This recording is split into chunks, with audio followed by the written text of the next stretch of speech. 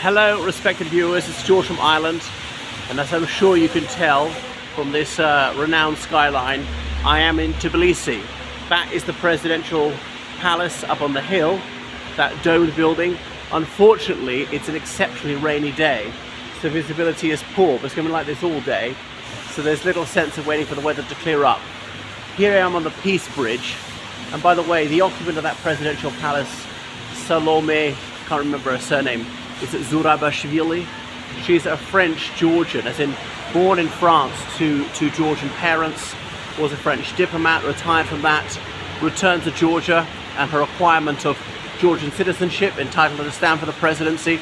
So she's the current incumbent, is an outspoken Europhile, and Georgia's applied for European Union candidate member status, hasn't got it.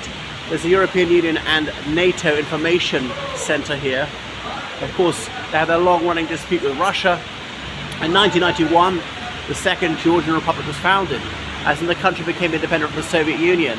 But then Abkhazia and South Ossetia rebelled, and Russian troops moved in there. They claim as peacekeepers, the Georgians say invaders. Peacekeepers come from the United Nations. They broke away, Abkhazia and South Ossetia, and Georgia claims they're Georgian sovereign territory. But Russia says, no, we recognise them as independent countries. It's a bit noisy. They've got this industrial cleaner up the other end, but of course, sound is reverberating off the water on the roads. Okay, so here you can see the river that bisects the city. What else did I say? I mean, more of the old city is that way. You can see there the steep mountains come down into down to the city centre very abruptly. So it's quite a centre of tourism. And unlike most former Soviet cities, the old city is very well preserved. It's not in a good state of repair, but the Soviet tendency was just to level things and rebuild, and they haven't done that. Wonderfully, it's very historic. It's got that raffish charm Tennessee Williams wrote about in my goodness, I can't remember this famous play, you know, the one set in New Orleans, but it'll come to me. Okay, so, and then up in this mountain you see that old fortress, and there's a cable car to get there. People saying gondola lift. And look, there's the Mother Georgia statue on the hill. Probably can't really make it out. And so on. Matatsinda, I think is the name of the mountain. Then there's some sort of recreation area. You can get the funicular up there. What can I say? There's so much else to see. It's a city of 1.2 million people, which is about 25% of the population of the country.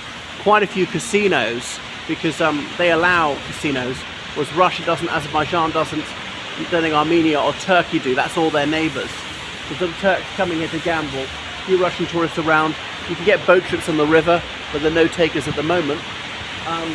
Oh yeah, that is a hot air balloon. I thought, what is that huge floaty thing? Is it one of God's golf balls? Is it one of those things for communications or whatever, or radar or something? I don't know anything about technology.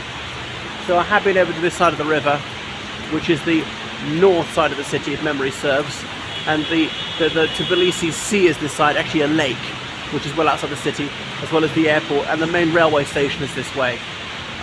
Because when they put the railway here in the mid-19th century, this place was too built up, as well as too hilly. Almost everything's built on a slope. So very difficult to build a railway station there. Quite a few Indian tourists here, whom I discovered do need visas to come here. I thought they didn't. So things about a quarter the price of what they would be in Ireland or Great Britain. So loads of signs in English up, and sometimes people get a bad reaction. They speak Russian.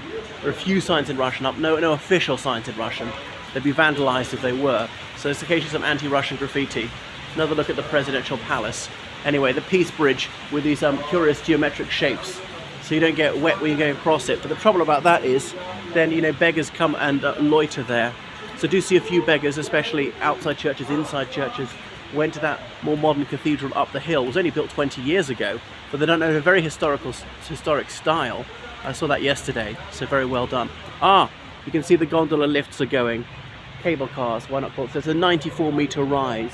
It's only about a 3-minute journey, and I've been up there. But it costs quite a lot. Is it 20 lari to return? Likewise, the funicular is quite a lot, actually. I wonder if Georgians pay a lower price. And then on top of that Matatsinda mountain, there's like a petting zoo, and there's one of those big Ferris wheels, and various rides. There will be activities like basketball or whatever, but this time of year there aren't many people.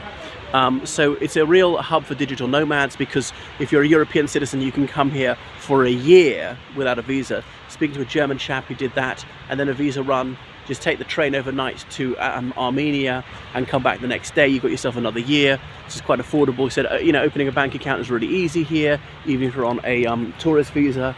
Yeah, and that's it. So they're quite into learning English or other languages, because of course nobody learns their language, but I mean almost everybody over there 40 speaks Russian, often fluently. Usually Russian's not taught in schools anymore. But obviously some Georgians still going to work in Russia, because you know it's not a wealthy country. It doesn't have any precious natural resources, as in no oil, no gas, no coal, no gold, silver, diamonds, platinum, hardly any metals. So mountainous is not terribly suitable for farming. So what have they got? Tourism, trying to build up financial services. And there are loads of these lovely wooden houses with balconies, very individual over there. And then you see this ancient church across the river. That one dates back to 1675. So lots of parks and open spaces and twisty streets. And so that was the walled city over there, and part of the city wall still exists, and that is tourism central on the whole of Georgia. We can get tours around the country. It's not a very large country.